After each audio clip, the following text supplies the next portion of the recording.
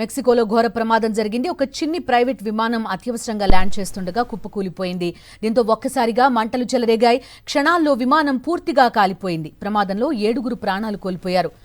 టోలుకా విమానాశ్రయంలోనికి 5 కిలోమీటర్ల దూరంలో ఉన్న శాన్ మాటియోలో ఈ ప్రమాదం జరిగింది.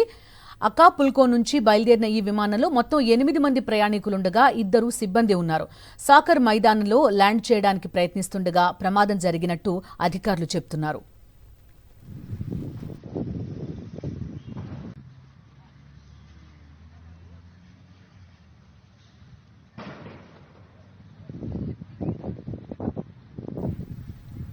మెక్సికోలో ఘోర ప్రమాదం జరిగింది. ఒక చిన్ని ప్రైవేట్ విమానం అత్యవసరంగా ల్యాండ్ చేస్తుండగా కుప్పకూలిపోయింది.